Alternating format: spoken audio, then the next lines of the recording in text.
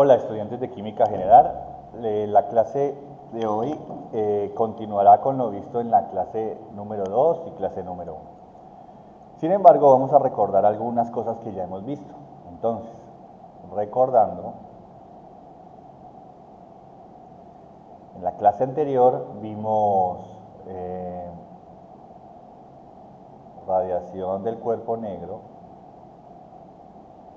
que nos indica que la materia la materia a nivel atómico podría tener cuantos. Nos habla acerca también del efecto fotoeléctrico, que nos habla acerca del fotón y la dualidad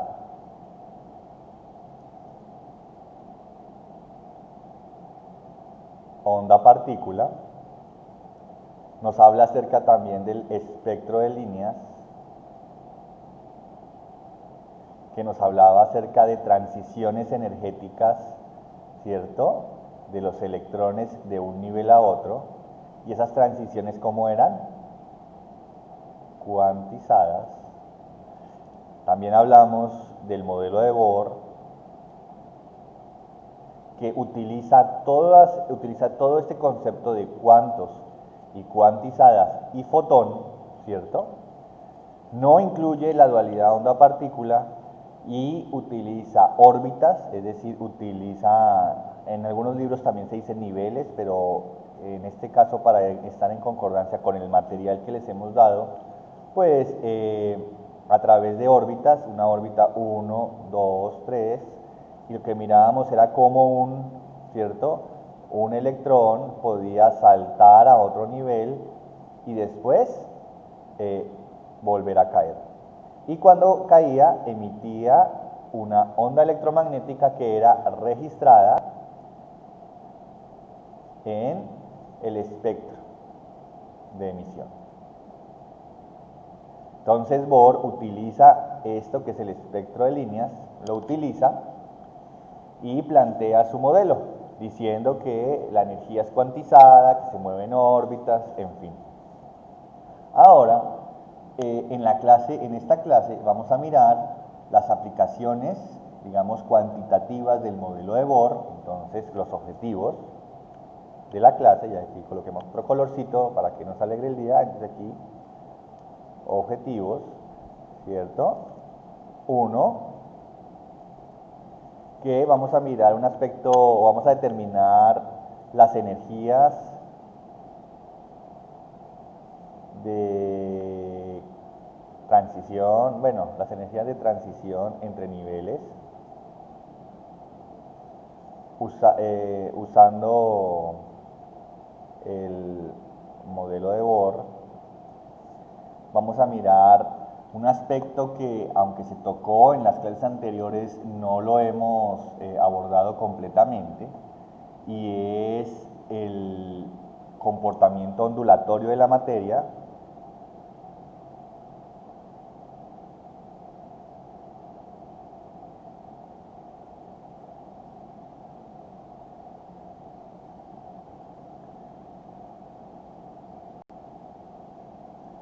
El principio de incertidumbre,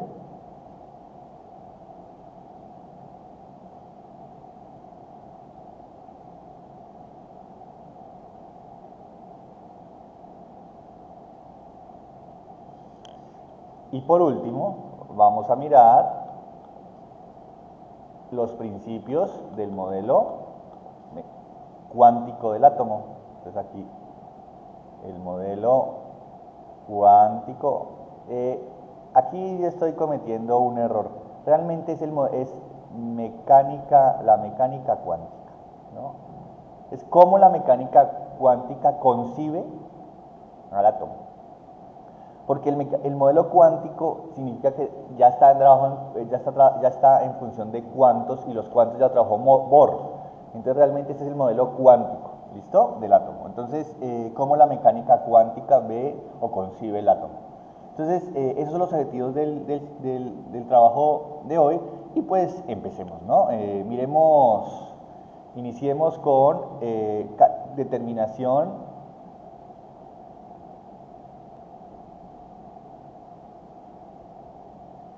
de cambio de energía.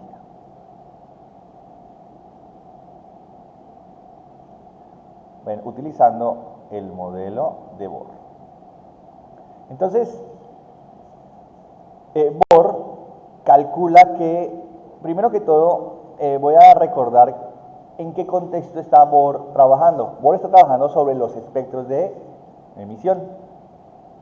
Y Bohr, a partir de su modelo, determina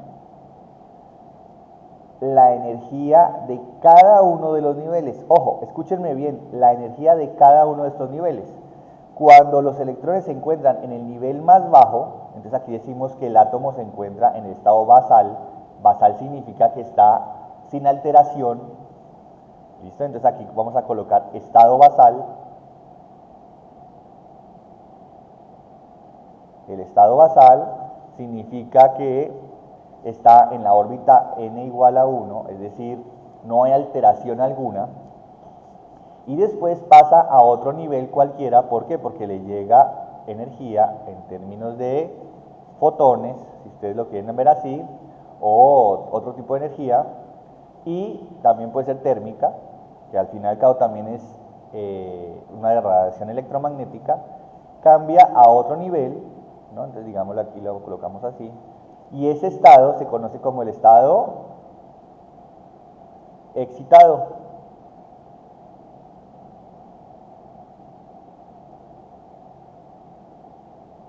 Que es n diferente de 1, ¿cierto? Va a ser, y recuerde que n es igual de 1 hasta infinito. Entonces, lo que está intentando hacer Bohr, o lo primero que hace es calcular la energía de cada uno de estos niveles, la energía de cada uno. Sin embargo, Bohr también percata lo siguiente, y se da cuenta de dos cosas. Primero, ¿qué pasa cuando n es igual a infinito? Entonces, él calcula la energía para cada uno de estos niveles, y el valor que le da a cada nivel, aquí a n, una energía n, va a ser igual, y esto hace unas aproximaciones que utiliza mecánica y muy parecido a lo que es el sistema planetario. Utiliza un poco parecido, no es igual, un físico me mataría de lo que estoy diciendo, pero utiliza todo el argumento matemático y encuentra que cada nivel de energía equivale a menos 2,18 por 10 a la menos 18 joules por 1 dividido el nivel en que se encuentre al cuadrado. Es decir, que si yo quiero calcular cuál es la energía de la órbita 2 o el nivel 2, pues tengo que decir E va a ser igual a 2, va a ser igual a menos 2.18 por 10 a la menos 18 joules por 1 sobre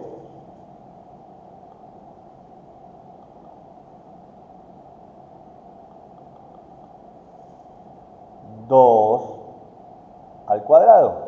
Si quiere mirar la del nivel 3, orbital 3, es igual a menos 2,18 por 10 a la menos 18 joules por 1 sobre 3 al cuadrado. Sin embargo, cuando él quiere predecir las líneas del espectro de emisión, pues él no está calculando la energía de un nivel, sino está calculando la energía de la caída. Es decir, él está mirando el cambio de energía de pasar de un nivel 1, de un nivel 2 a un nivel 1. ¿Por qué? Porque recuerde que aquí él está viendo el espectro de emisión. Es decir, que si él tiene el espectro de emisión, se basa en ¿qué? En que hay diferentes niveles, y hay un nivel excitado, el átomo está excitado, y cuando cae al nivel basal, pues se emite una energía, ¿cierto? Se emite un HB que se conoce como energía. Energía igual a HB, eso lo emite. Y recuerden, había un registrador y lo registra, en fin. Entonces, él está viendo este proceso. Entonces, él lo que está viendo es está viendo un delta de energía de pasar del estado final al estado menos el estado inicial, ¿cierto? ¿Y cuál es el estado inicial? cualquiera. Pero ¿cuál va a ser el estado final? Pues también el estado final podría ser el estado basal. Entonces él hace la siguiente aproximación, él dice, el delta de energía va a ser igual al estado final menos estado inicial, y eso va a ser igual ¿a qué? A esto, ¿no? Porque esto es lo que nosotros vemos en el espectro, energía. Es decir, vemos una frecuencia, una longitud de onda, que puede ser el amarillo, el rojo, todo este tipo de cosas. Entonces llegamos a la siguiente forma de expresión del modelo de Bohr. Dice HE va a ser igual entonces a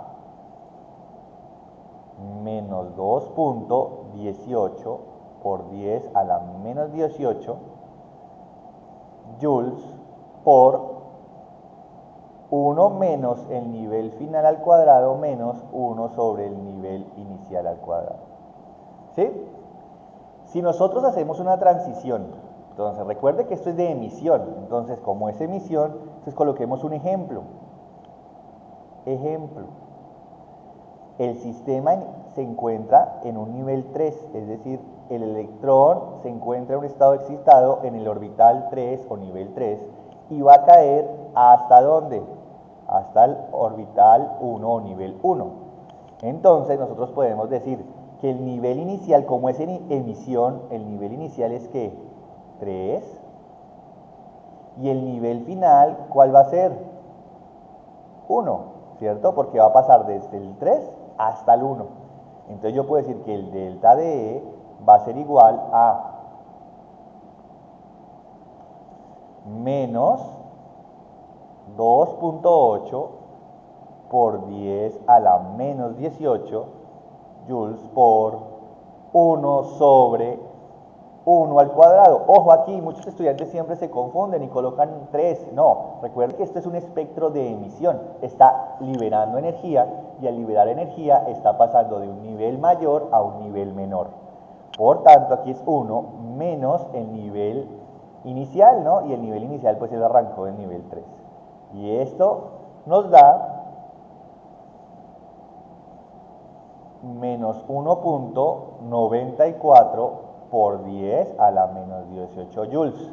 Ojo, es importante en química, siempre les voy a pedir el favor que ustedes siempre que vean estos videos o que vayan a una clase de química cuando nos podamos ver, siempre tienen que traer una calculadora y una tabla periódica. Aquí muchos de ustedes aún no saben manejar muy bien la calculadora, entonces voy a colocar aquí una nota.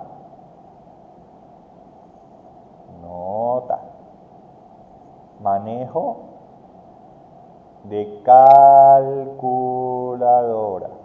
Entonces, ¿qué vamos a colocar? Esperemos que las que ustedes tengan, las calculadoras que ustedes tengan, sean científicas. Entonces colocan signo menos, ¿cierto? Aquí voy a borrar para dejarlo en negrito. Entonces lo primero que van a colocar es el signo menos, menos 2.8 exponente. Ahí ustedes tienen su calculadora, tienen una teclita que dice exponente, colocan menos 18 por, abren paréntesis, 1 dividido, perdón, de verdad que es calculadora, ¿no? Entonces para que quede igual que la calculadora. Entonces, para que quede igualito. Es 1, abren paréntesis. Ahí en su calculadora hay un paréntesis. Vuelven a abrir paréntesis y colocar 1 dividido 1, 2. Aquí también hay ese símbolo en su calculadora. Cierran paréntesis. Menos, abren paréntesis. 1 dividido 3, 2, cierran paréntesis, cierran paréntesis. Si ustedes se dan cuenta que ¿por qué tenemos tantos paréntesis? Porque este paréntesis, y aquí lo voy a colocar en otro color, este paréntesis hace, la calculadora hace primero esta operación y después hace esta operación y después lo resta, ¿sí? La calculadora va haciendo operaciones entre paréntesis. Primero hace los paréntesis internos y después hace los paréntesis externos. Al final obtiene la respuesta de menos 1.94 por 10 a la menos 18 joules. Si ustedes se dan cuenta, este valor energético, ¿cómo es? Negativo, ¿cierto? Ojo, ¿Esto por qué es negativo? Porque está pasando de un nivel mayor a un nivel menor. Entonces, por eso es que se considera negativo, porque lo está liberando el sistema. El sistema está perdiendo energía y la está ganando. Por eso se considera como negativo. ¿Entendido? Pero la energía es negativa, este signo negativo significa que lo está liberando. No significa que la energía sea negativa, porque no hay energías, o sea, en este caso no hay energías negativas, simplemente el negativo nos está diciendo que, este valor negativo, nos está diciendo que el sistema, es decir, que el átomo, está liberando energía.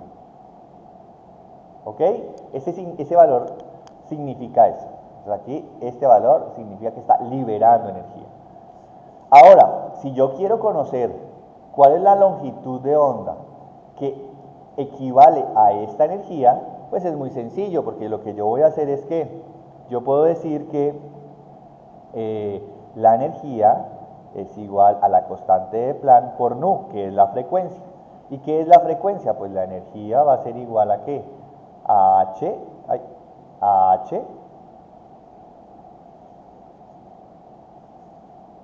H por C por la longitud, ¿cierto? Entonces yo puedo decir que la longitud va a ser igual a ¿qué? A H por C sobre E, ¿no? Y en este caso no es una E cualquiera, sino es un delta E, ¿no? Porque recuerden que estamos calculando los delta E. Perdón, no, se me había olvidado, hasta aquí termina la nota de la calculadora, ¿no? Aquí es importante que ustedes sepan que esto es solo la nota de calculadora. Ahora, quiero calcular la longitud de onda. ¿Cómo calcular la longitud de onda? Pues a partir de esto, yo sé que un fotón, una energía, tiene esta ecuación. Sé que la nu es la frecuencia y es la constante de velocidad de la luz sobre la longitud. Y lo único que hago es despejar. Y recordemos que este es un delta de energía, porque estamos pasando del nivel 3 al nivel 1. Entonces, al final, lo que vamos a hacer es pues reemplazar. Entonces, ¿qué hacemos aquí? Entonces, vamos a decir que la longitud es igual a ¿qué? A la constante de Planck, 6.63 por 10 a la menos 34 joules segundo, por la velocidad de la luz, que es 3.00 por 10 a la 8 metros por segundo, sobre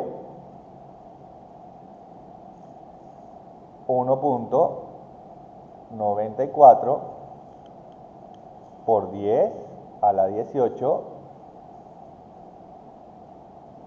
aquí por 10 a la menos 18,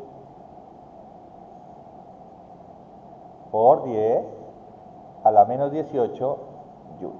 Si ustedes se dan cuenta aquí, los joules con los joules se cancelan, los segundos con los segundos se cancelan y me va a quedar todo en metros. Y por tanto me va a quedar 1.03 por 10 a la menos 7 metros. ¿Listo? ¿Qué quiere decir eso? Que la transición de pasar del nivel 3 al nivel 1 quiere decir que nos da una longitud emite una onda de 1.03 por 10 a la menos 7 metros. ¿Sí?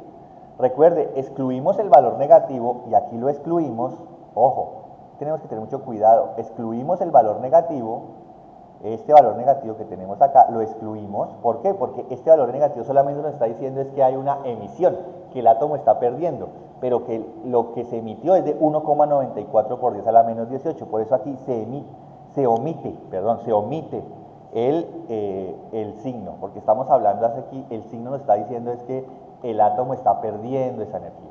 ¿Entendido? Entonces, a partir de esta fórmula, nosotros se pueden calcular los diferentes valores de energía y longitudes de onda que se obtienen de un espectro de emisión, ¿no? Entonces, esto es algo muy bonito que el modelo de Bohr nos permite calcular. Ahora,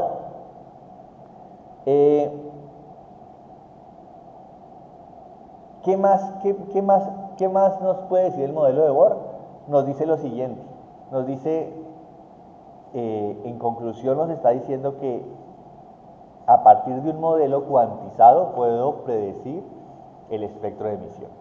Sin embargo, tienen algunas limitaciones. El modelo de Bohr tiene algunas limitaciones que lo hicieron, que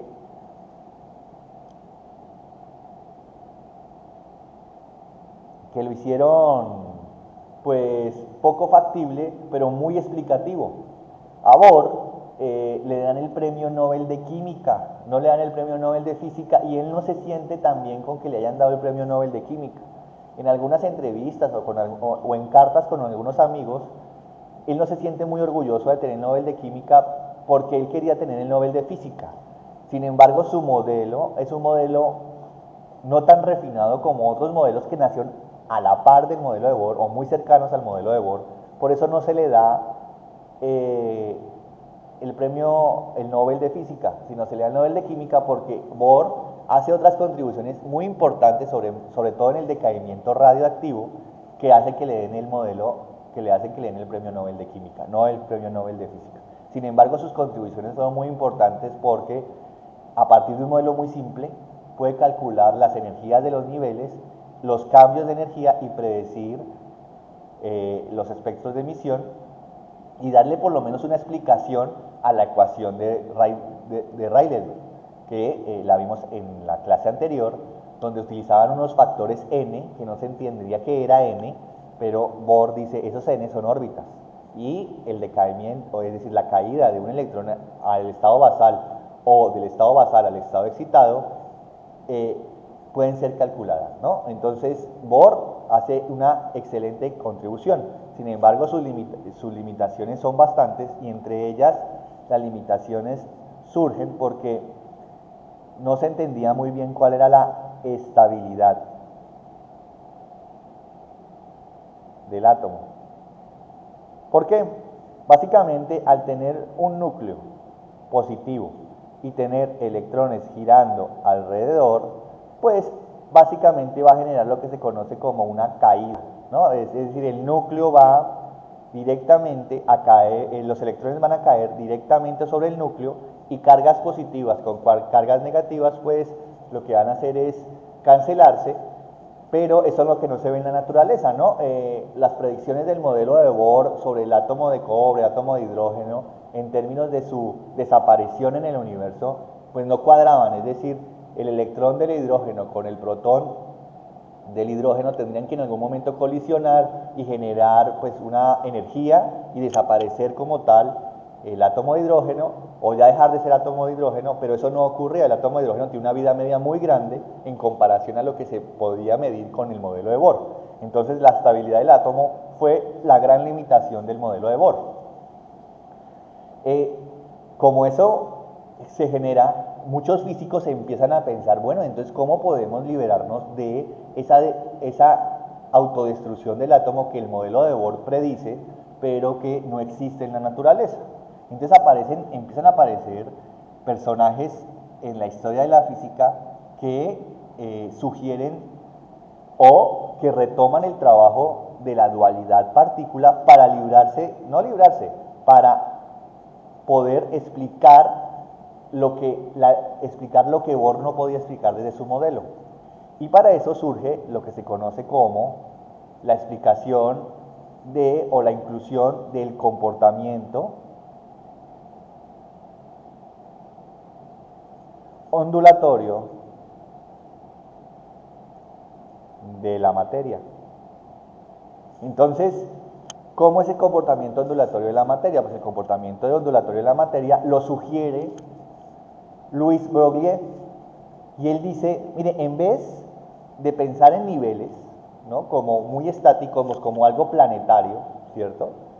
Pensemos que los electrones, entonces aquí coloquemos el nombre de Broglie porque es muy importante. De Broglie, si no estoy mal, estuvo en la Primera Guerra Mundial y él trabajó con ondas porque él trabajaba en comunicaciones. Entonces él dice, imaginémonos que el electrón, entonces su postulado dice, el electrón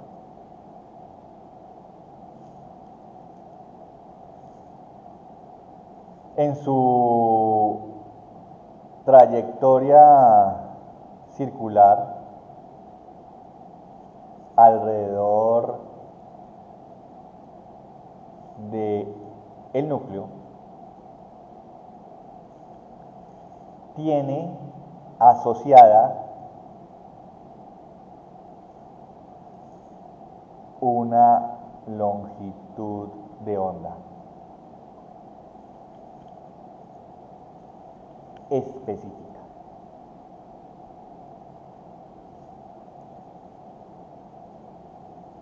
Entonces él dice, mire, aprovechémonos que por allá Albert Einstein empezó a trabajar con el concepto dual de que la materia era onda, la dualidad onda-partícula, y en vez de pensar a los electrones como partículas saltarinas, ¿no?, que salten de un lado a otro, pues pensemos que lo que son es que a ese electrón está asociado una onda. Entonces él utiliza el concepto de decir, bueno, si esto es cierto, la longitud de onda va a ser igual a h por mv. Esto proviene de la teoría de ondas. ¿Qué es mv? mv, muchos de ustedes que vienen de preparatoria nunca les enseñan qué es mv. Es decir, esto ya no es nu, sino es velocidad. Entonces esto es masa y esto es velocidad. Y esta velocidad y esta m por v se conoce como momento. Esto en física se conoce como momentum. ¿Sí? Y es típico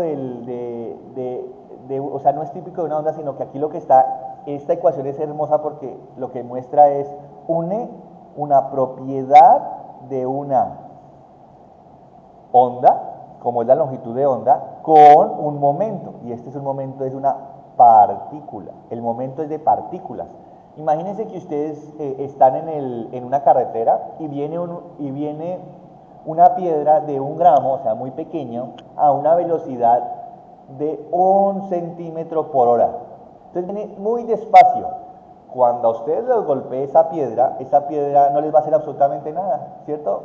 A 1 centímetro por hora, una piedra de 1 gramo, que es muy pequeño, va a ir y cuando pegue contra ustedes les va a transmitir muy poca energía, ¿cierto? Pero otra cosa ocurre si en vez de ser una piedra, esa misma piedra va a 1 metro por segundo.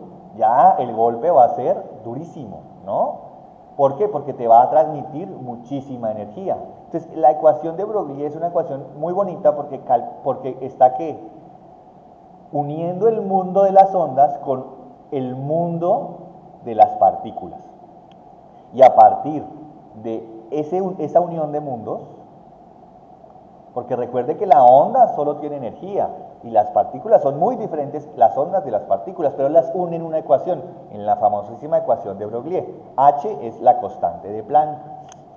A esto entonces, esto permite calcular muchísimas cosas de los electrones. Entonces imaginémonos o hagamos un ejercicio muy sencillo, ¿cierto?, que nos permite, nos diría, pues calcular la longitud de onda asociada a un electrón con una velocidad de 5,97 por 10 a la 6 metros sobre segundo, recordando que la masa del electrón es igual a 9.11 por 10 a la menos 28 gramos. Pues es muy sencillo, entonces yo digo, pues la longitud va a ser igual a la constante de Planck sobre la masa por la velocidad. ¿Y eso a qué es igual? Entonces va a ser igual a 6.63 por 10 a la menos 34 joules por segundo sobre la masa, que es 9.22, bueno, 9.11, perdón.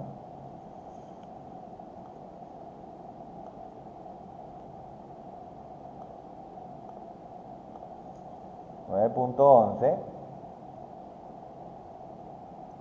por 10 a la menos 28 gramos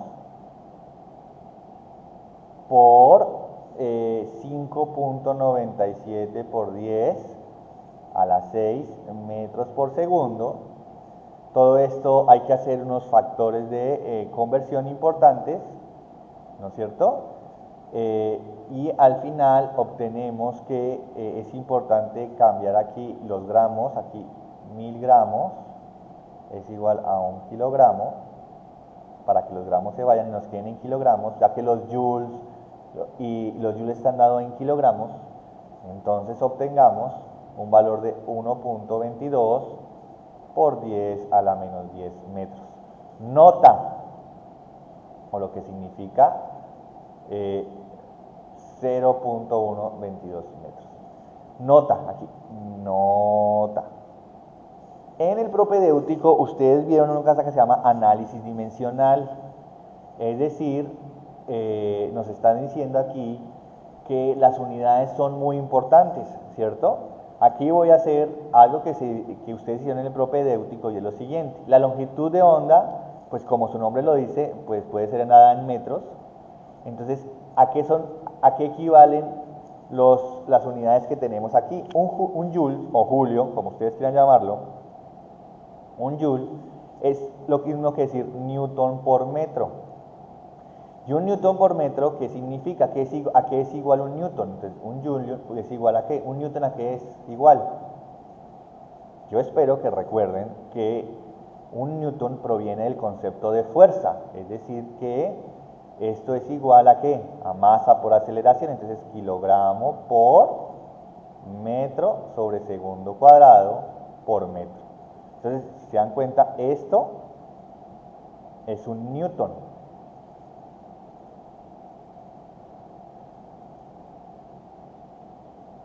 ¿Cierto? ¿Entendido?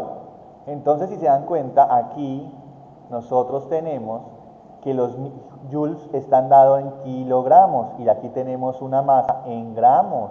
Entonces tenemos que pasar los gramos a kilogramos. Entonces decimos 1000 gramos es 1 kilogramo. ¿Entendido? Estaba en metros, estaba en metros, estaba en segundos, estaba en segundos. Entonces aquí yo podría escribir lo siguiente, miren. El joule va a ser igual a ¿qué? A kilogramo por metro cuadrado sobre segundo cuadrado. Eso sería el joule, en términos de unidades, en términos de unidades. Ojo, entonces aquí yo puedo decir longitud de onda va a ser igual a, en términos de solo unidades, pues tengo la constante de Planck que está en julios por segundo sobre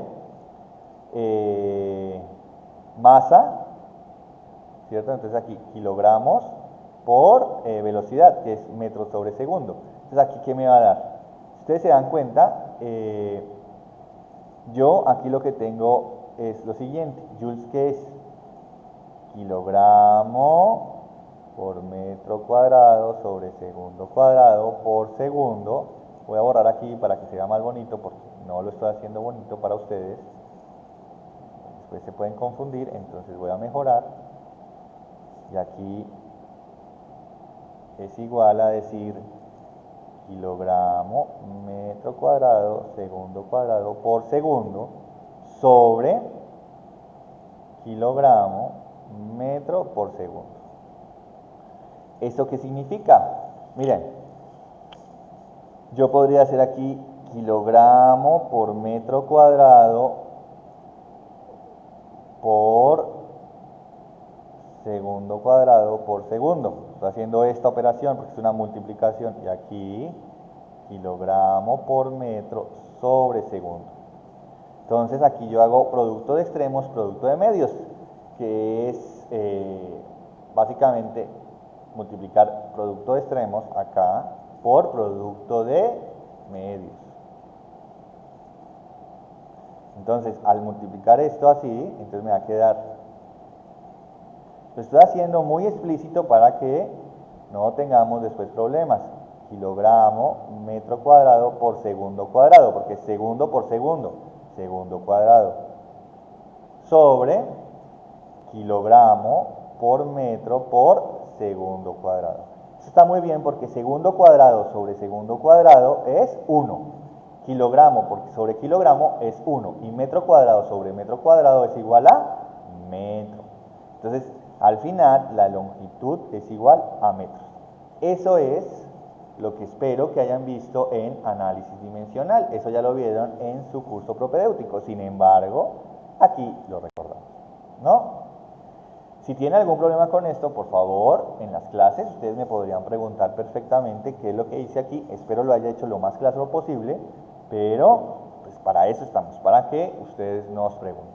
Entonces, por eso aquí tenemos total metros.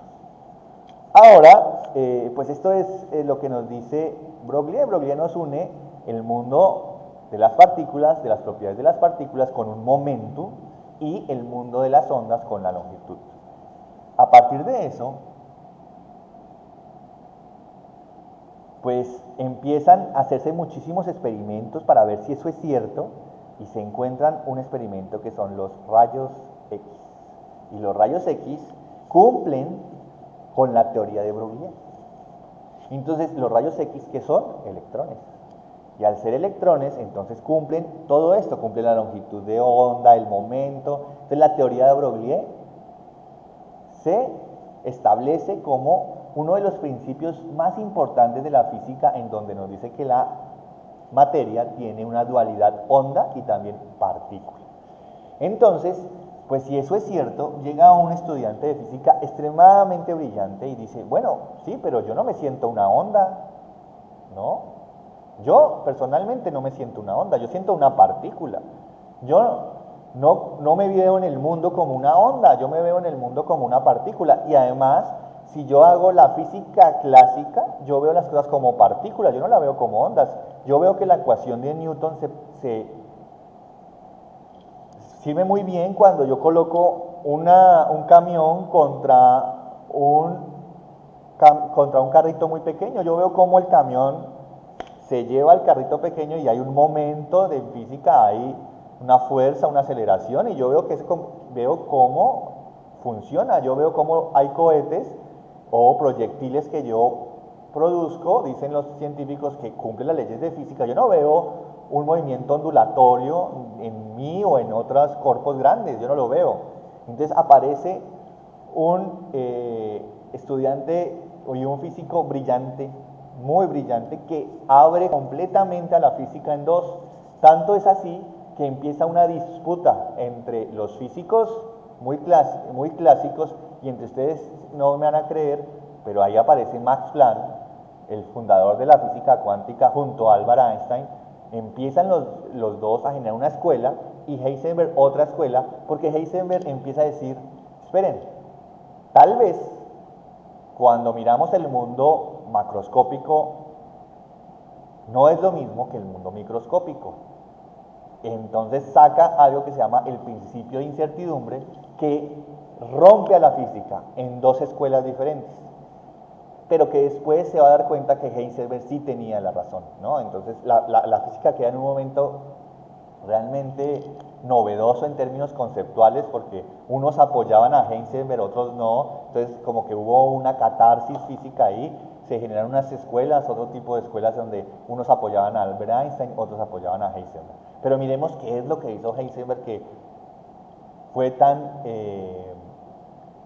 extremadamente novedoso que todos quedaron maravillados, y unos en contra y otros a favor. Sin embargo, ningún físico no se dejó, digamos, no pasó por alto lo que hizo Heisenberg. Todos tenían una posición con respecto a Heisenberg, porque realmente su trabajo fue muy, muy, muy bueno.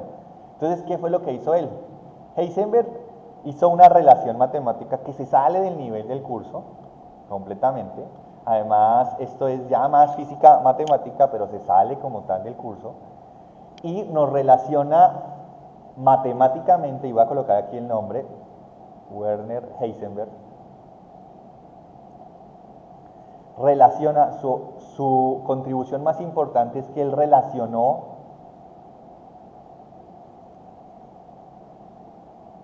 matemáticamente, ¿sí? Matemáticamente, ojo, matemáticamente, la incertidumbre de la posición, porque si tenemos una partícula podemos determinar la posición.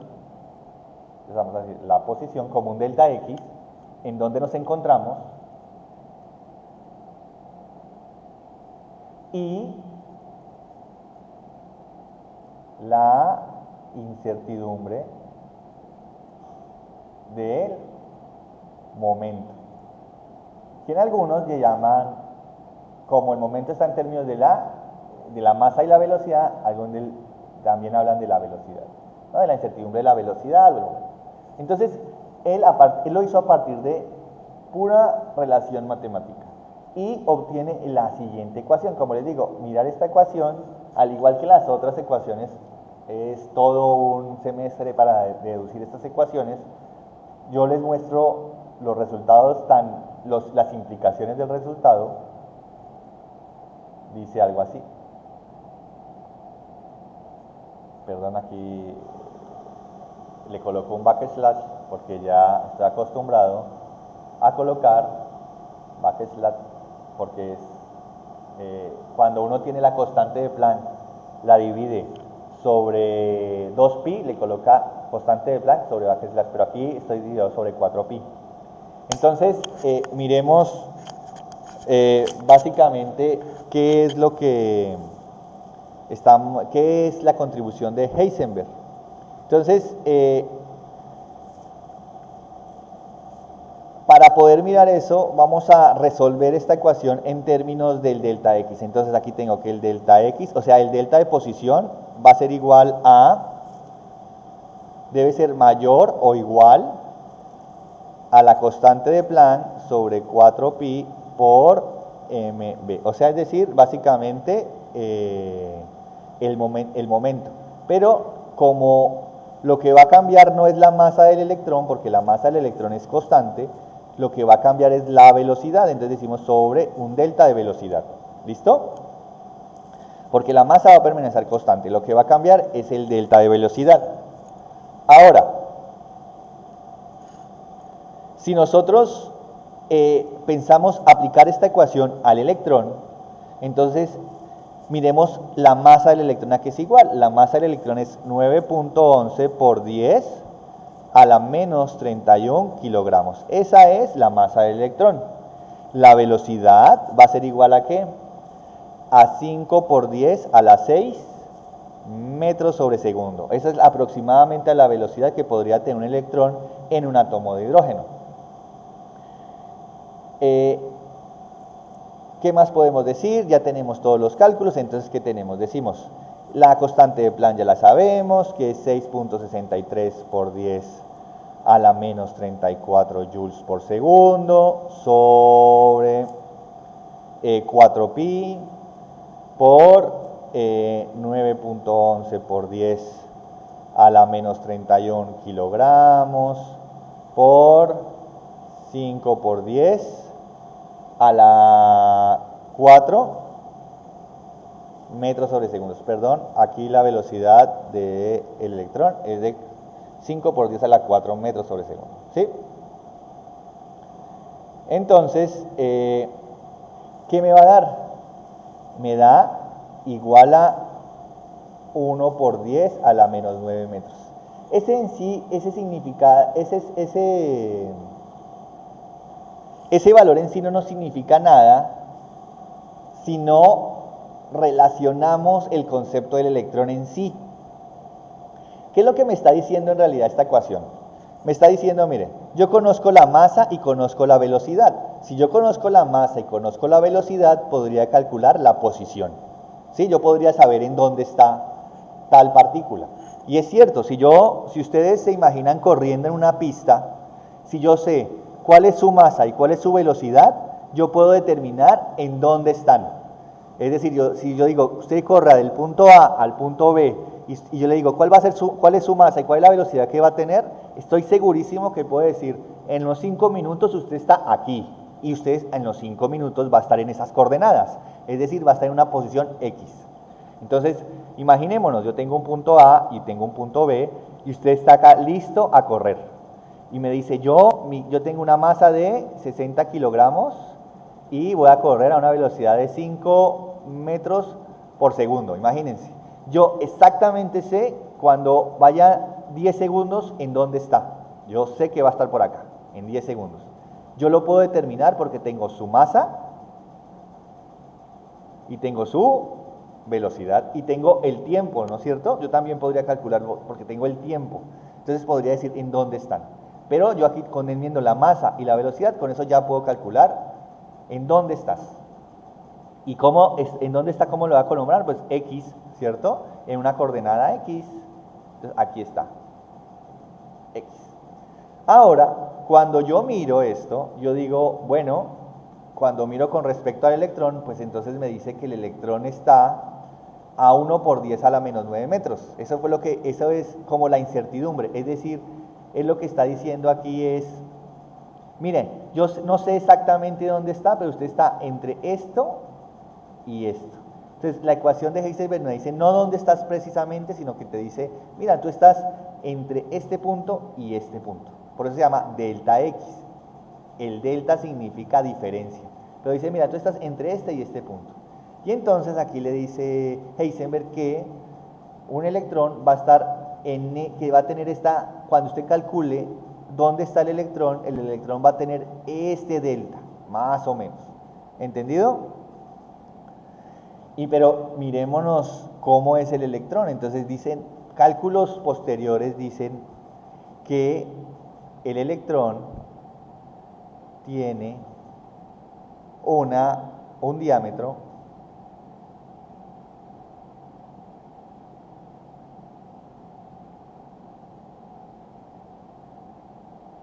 de 2 por 10 a la menos 10 metros. ¿Qué significa eso? Que la incertidumbre de dónde ubicar esto, si ustedes se dan cuenta, 1 por 10 a la menos 9 es muchísimo más grande que 2 por 10 a la menos 10. Muchísimo más grande. Quiere decir que la incertidumbre es más grande que la medida del electrón. Es decir, yo voy a tener más incertidumbre que el cuerpo. Es decir, yo no puedo decir, miren, ¿dónde está el profesor Edson en este momento? Pues está entre 100, está entre una incertidumbre de 100 a 100 kilómetros. En 100 kilómetros está, pues me está diciendo, ustedes me dirían a mí, no, pues yo no lo puedo determinar, ¿cierto?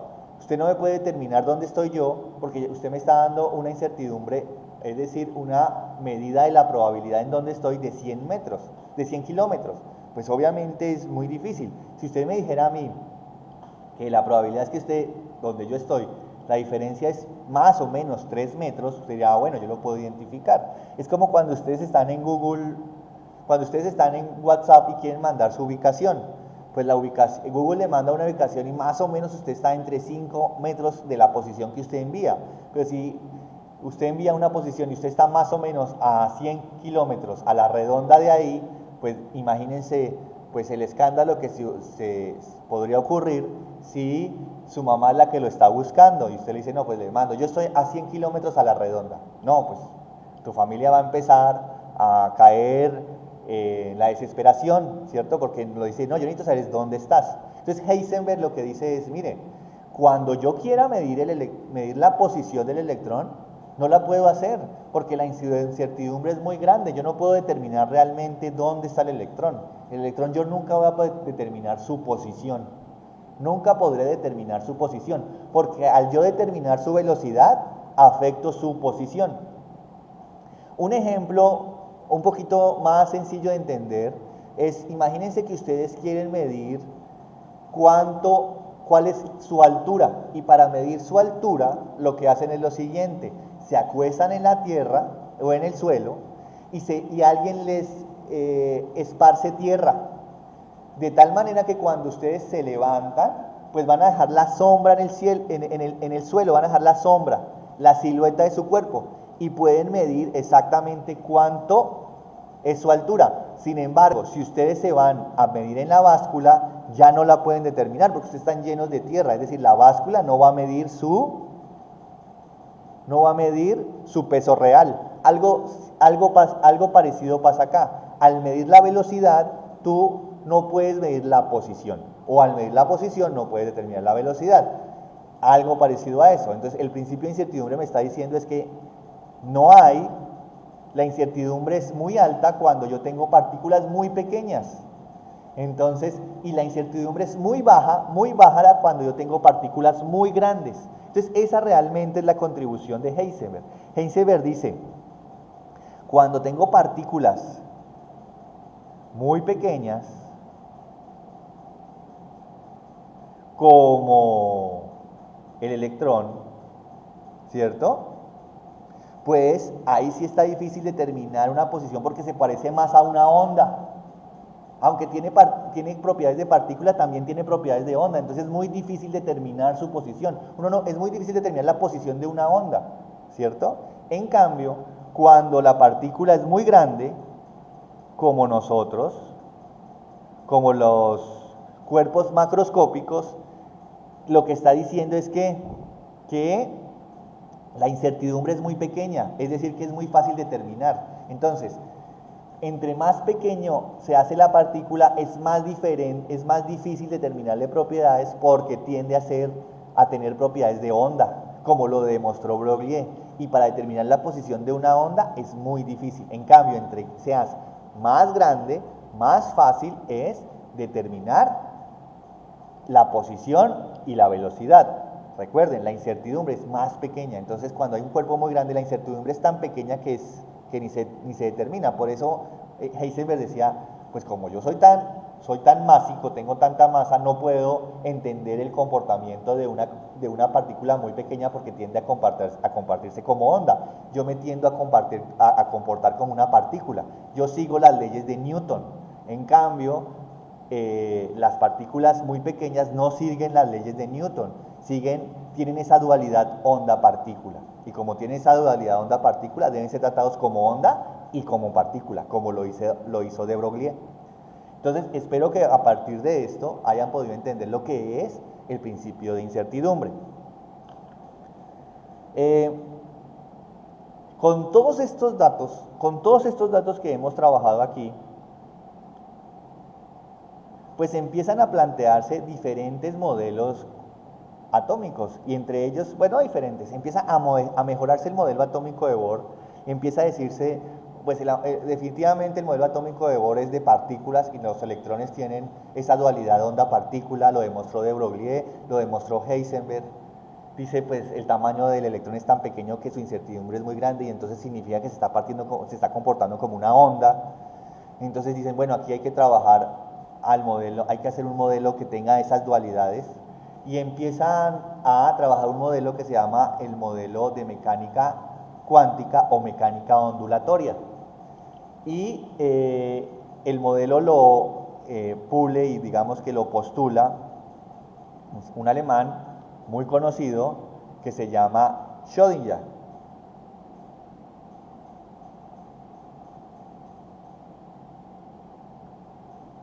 Perdón, escribo el nombre, pero es un poquito difícil de recordar.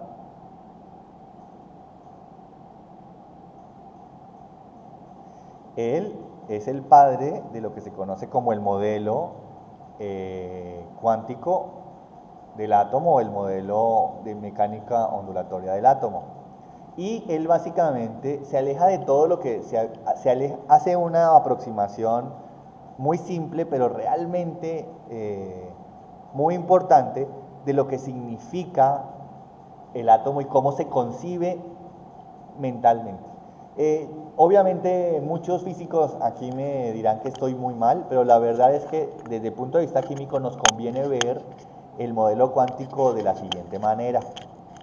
Digamos, desafortunadamente o afortunadamente para algunos, ¿no? Realmente a nosotros lo que nos importa son los resultados de este modelo, no nos importa cómo lo resuelven, porque realmente esa no es nuestra área. Lo que nos importa son los resultados del modelo de Schrödinger. Y el modelo de Schrödinger más o menos dice lo siguiente, y se los voy a resumir en algo muy sencillo. Schrödinger dice, un átomo yo lo puedo representar como una onda. ¿Sí? Esto se llama onda, lo puedo representar como onda. Y a una onda yo lo puedo representar como una función matemática. ¿Por qué? Porque ustedes se dan cuenta cómo son las ondas, ¿cierto? Son periódicas. Entonces, si las ondas son periódicas, yo puedo tener una función. ¿Cómo es la función coseno? La función coseno, ¿cómo es? Periódica, ¿cierto? La función coseno es periódica, la función seno también es periódica. Entonces, yo podría tener una función matemática que me represente a una onda y esa onda a su vez represente al átomo. Es decir, un poco como decir el hidrógeno, al hidrógeno yo lo voy a poder representar como una onda, así como esto, como una onda. Y esa onda tiene una función matemática asociada. Recuerda que los físicos siempre tienden a generar una función que represente un fenómeno. Entonces dice, bueno, si yo tengo una onda que... perdón, el símbolo está muy feito. Si yo tengo una onda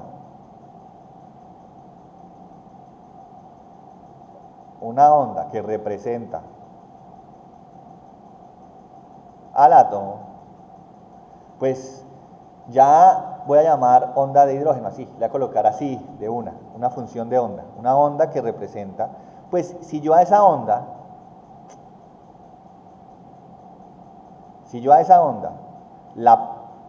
la perturbo, es decir, le coloco energía, y le voy a colocar energía de esta forma, esto es un símbolo, simplemente, sino que lo coloco así para que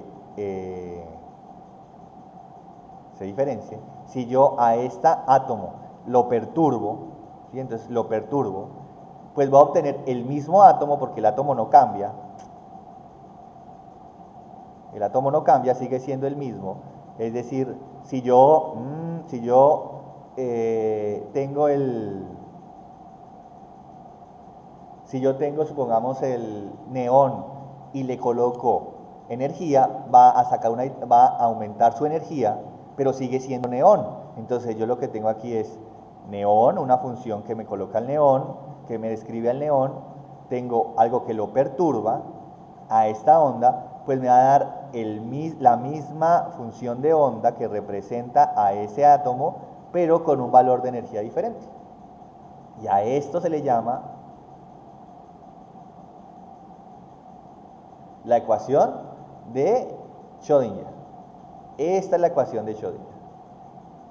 Ya esta función, ¿cierto? Que es una onda, todos en mecánica ondulatoria se sabe que cuando tengo una función de onda al cuadrado, pues a eso se le llama, o tiene un significado físico que a eso se le llama densidad.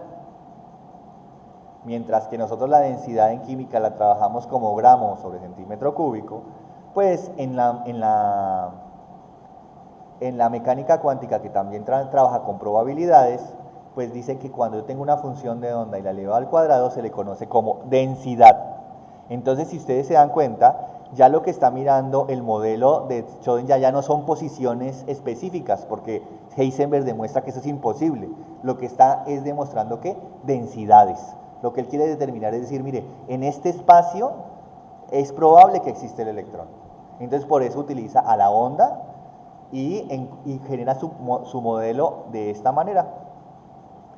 Solucionar esa ecuación es sencilla, es muy sencillo para átomos como el hidrógeno, es muy sencillo, pero pues nosotros no lo vamos a hacer porque se necesita pues cierto nivel de cálculo que ustedes hasta ahora lo van a empezar a mirar. Entonces, cuando tengan ese nivel de cálculo y alguna vez quieran trabajar cómo es el modelo de Schrödinger, ¿cierto? Y cómo son las soluciones, pues con muchísimo gusto podemos trabajar en ello, pero en este momento no se puede. Pero lo que sí les puedo decir es que este modelo es muy poderoso y estas funciones que describen a los átomos están en función de ¿qué? Que describen a los electrones en los átomos, están en función de unas cosas que llaman números cuánticos. ¿Listo? Ojo, recuerden, yo tengo un átomo, y esto es muy importante, muchachos, de verdad, acuérdense de eso. Yo tengo un átomo que es esto es la naturaleza. Yo a esa naturaleza le voy a asignar una función que es mía, propia. No quiere decir que la naturaleza sea una función, sino que es para la mecánica ondulatoria dice, yo a los átomos los voy a representar como funciones. Y esas funciones van a ser funciones de onda. Y esas funciones van a tener unas características matemáticas. Así de sencillo. No ponen más misterio, sino ese. Ellos dicen, los electrones en los átomos se comportan como ondas, entonces yo las puedo representar como una función. Es decir, que tiene una expresión matemática.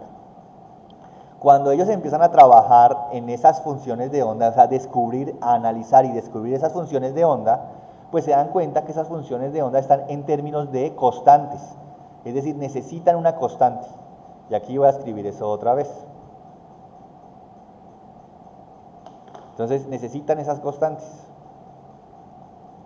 Entonces esa función, y aquí quiero colocar esa función de onda, está en términos de unas constantes. ¿Cuáles son esas constantes? Esas constantes están en términos de n, a otra le dijeron L, a otra le colocaron M y a otra le colocaron S. A n le llamaron número principal, a L le colocaron nombre de cuántico azimutal, entonces aquí le colocaron N, o sea L, perdón, es el azimutal.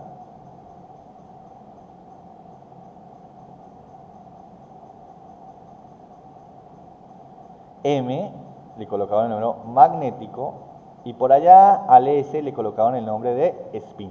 Entonces, ojo, es muy importante que yo recalco esto a los estudiantes. La mecánica cuántica lo que está haciendo es diciendo, yo a los átomos los puedo representar como funciones matemáticas, y esas funciones matemáticas representan un fenómeno que son las ondas. Yo a las ondas las puedo representar con funciones matemáticas. Entonces, si yo a las ondas las puedo representar como funciones matemáticas y los electrones se comportan como ondas, pues yo puedo tener una onda, una función que representa el electrón. Cuando yo le hago operaciones a esa función de onda, pues puedo obtener los valores de energía, y me doy cuenta que esas funciones tienen o necesitan unos números constantes para que den los valores que yo quiero que den. Y en algo así parecido a lo de Max Planck. Max Planck sacaba una función y decía, yo necesito utilizar este valor constante para que la función se represente el fenómeno. Entonces dicen, yo necesito que esas funciones tengan 4 números cuánticos. Esos números cuánticos le va a dar las siguientes letras: N, L, M y S. Y entre ellas hay relación. Entonces vamos a empezar a trabajar con el número cuántico principal, N. Número cuántico principal. ¿Listo? Este n pues es entero y es de n, va de 1, 2, 3, etcétera. ¿No? Entonces, entre más lejos esté el electrón, pues más del núcleo, pues está a niveles más lejos, ¿no? El segundo se llama, como su nombre les había dicho, es el azimutal. Y puede tener los siguientes valores.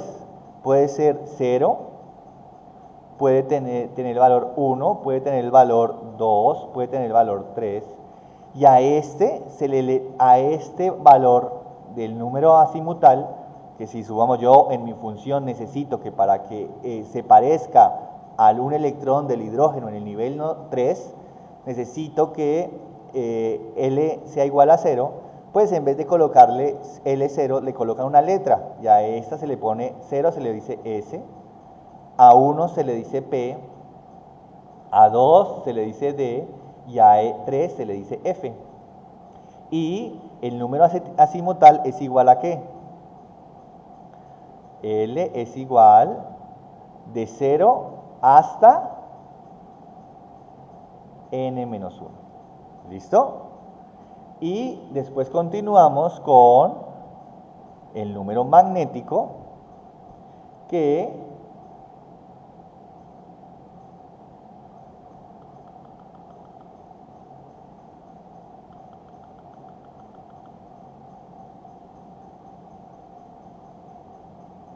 el magnético, que va, le vamos a colocar la letra M, que da desde menos L, 0 y L.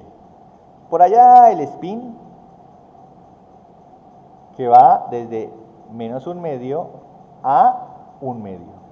Esto es porque son electrones. Si fueran otras partículas subatómicas, tendrían un valor de spin diferente, pero bueno, eso no se va a ver en este curso. Nosotros estamos trabajando solamente con electrones. Entonces, aquí es donde empezamos a trabajar con la estructura electrónica de los átomos. Entonces, miremos, a ver, empecemos a trabajar con esto.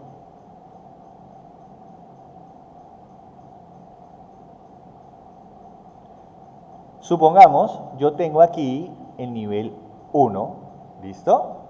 ¿Cuáles son los posibles valores de L? Entonces, el posible valor de L, ¿cuál será? Pues recuerde que L es de 0 hasta n-1.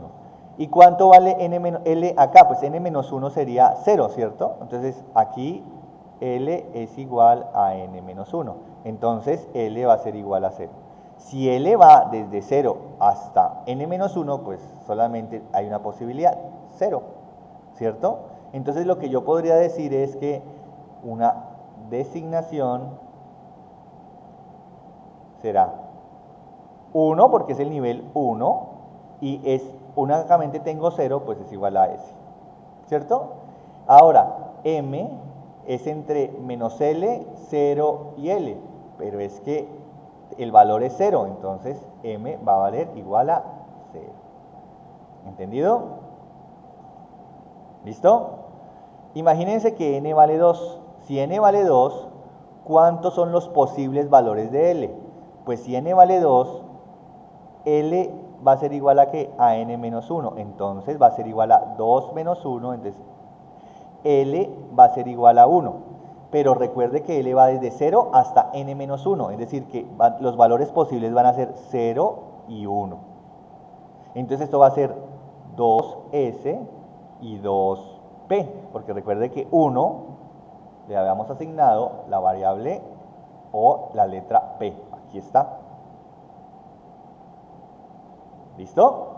Ahora, si fuera 3, va a tener el máximo valor de L va a ser igual a L de n-1, es decir, que va a ser 3 menos 1 es igual a 2. Entonces, ¿cuáles van a ser los posibles valores de L? Pues el posible valor de L va a ser 0,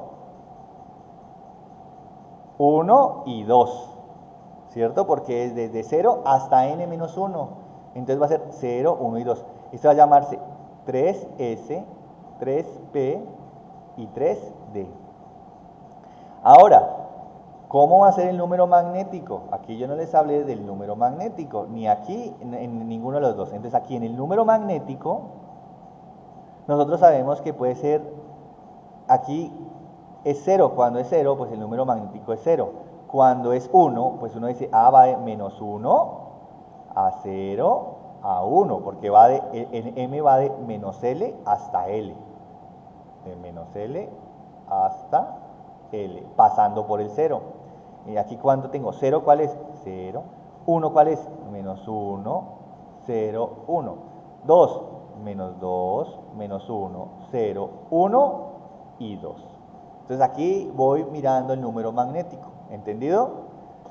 Si ustedes se dan cuenta, aquí yo tendría 1, en total sería 1, ¿cierto? 0 es 1, aquí ¿cuántos tengo? 3, 1, 2, 3. Quiero que los vayamos contando, aquí es 1, aquí tengo 3, y aquí tengo 1, 2, 3, 4, 5. Entonces, hasta aquí llegamos por la clase de hoy. Hasta aquí es nuestro trabajo en términos de electrónico. En la próxima clase retomaré esto que vemos aquí y continuaré para mirar qué significa todo esto de los números cuánticos y cómo nos ayuda a entender los comportamientos del átomo. Muchas gracias y nos vemos en la próxima clase.